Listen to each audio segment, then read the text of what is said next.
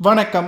சற்று முன் கிடைக்கப்பெற்ற மிக முக்கியமான செய்தி ஒன்று வெளியாகி உள்ளது. எடப்பாடி பழனிசாமி அவர்கள் வருகின்ற சட்டசபை தேர்தலில் மிகப்பெரிய தோல்வியை தழுவார். ஒட்டுமொத்த அதிமுகவின் நிர்வாகிகளும் அடிப்படை உறுப்பினர்களும் பெரும் பட்டையுடன் ஓபிஎஸ்ஐ தேடி திமுகவிற்கு வருகை தந்து கொண்டிருக்கிறார்கள். இந்த சட்டசபை தேர்தல் எடப்பாடி பழனிசாமிக்கு மட்டுமல்ல, அதிமுகவிற்கும் மிகப்பெரிய ஒரு தோல்வியை ஏற்படுத்தும். இதற்கு பிறகு தமிழ்நாட்டில் அதிமுக கூட்டத்தில் ஒரு கட்சியாக மாறும். எடப்பாடி துரோகியின் கையில்லா தற்பொழுது பொதுச் செயலாளராக பதவியில் இருக்கக்கூடிய துரோகியின் எடப்பாடி பழனிசாமி அவர்கள் ஒருபோதும் அதிமுகவை வெற்றியடைய முடியாது. எம்ஜிஆர் அவர்கள் உருவாக்கிய அதிமுக துரோகி கையில் இருப்பதால் பாஜகவிடம் எடப்பாடி தஞ்சம் புகுந்து விட்டார்.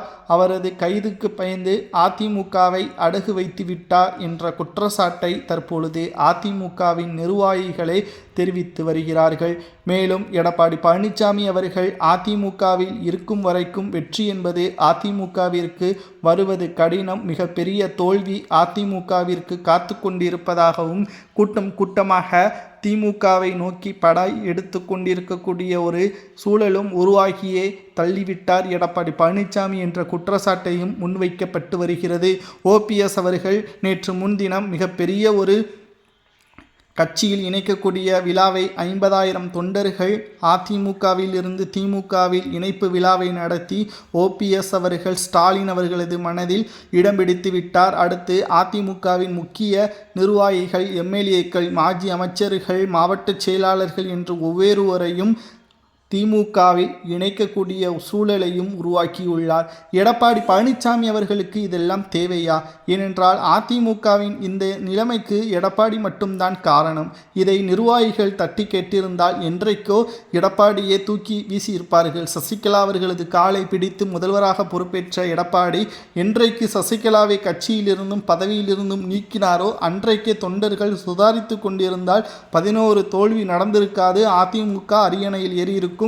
மக்களுக்கு எதிரான குற்றச்சாட்டுகள் நிச்சயமாக தமிழ்நாட்டில் ஓங்கி உழைத்திருக்கும் என்பதை ஓபிஎஸ் அவர்கள் தெரியப்படுத்தியுள்ளார். மேலும் நிச்சயம் அதிமுகவின் இந்த நிலைமைக்கு காரணம் எடப்பாடி பழனிசாமி மட்டும்தான் என்பதை அழுத்தம் திருத்தமாக ஓபிஎஸ் மற்றும் அவரது ஆதரவாளர்கள் தெரிவித்து வருகிறார்கள்.